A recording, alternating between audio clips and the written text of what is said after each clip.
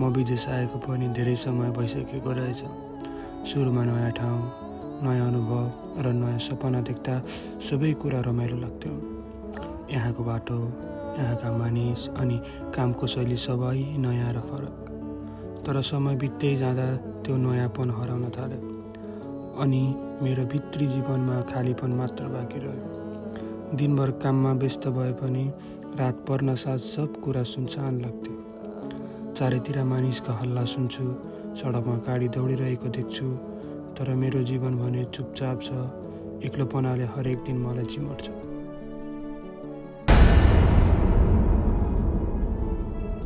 कहिलेकाहीँ यस्तो लाग्छ घरभित्र बसेर पनि म आफ्नो मनसँग युद्ध लडिरहेको छु।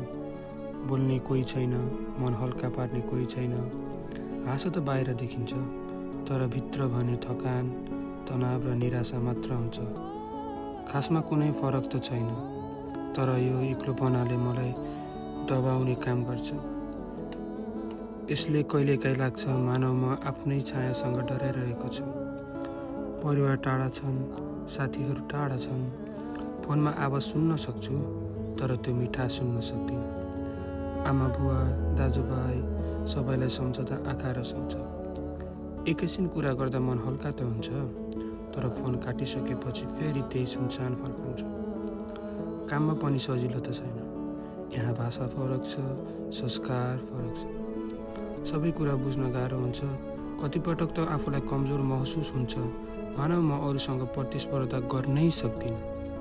कहिलेकाहीँ तनावले रातभर निन्द्रै लाग्दैन, तर यी सबै कठिनाइ बीच पनि एउटा कुरा सकिरहेको छु। जीवन भनेको केवल सजिलो यात्रा मात्र होइन, कठिनाइले नै मानिसलाई बलियो बनाउँछ। म सानातिना तरिकाले आफूलाई बल दिन खोज्छु।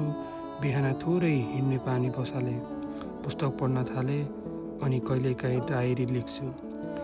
यी कुराले मेरो मनलाई थोरै शान्ति दिन्छ। म आफैलाई सम्झाउँछु म एक्लो भए पनि असहाय छैन। यो समय अस्थायी हो, परिवारसँग भेट्ने दिन आउँछ, म चाहेका सपनाहरू पुरा गर्ने दिन आउँछ। अहिलेको यो कठिन समय भविष्यमा मेरो बल बन्नेछ।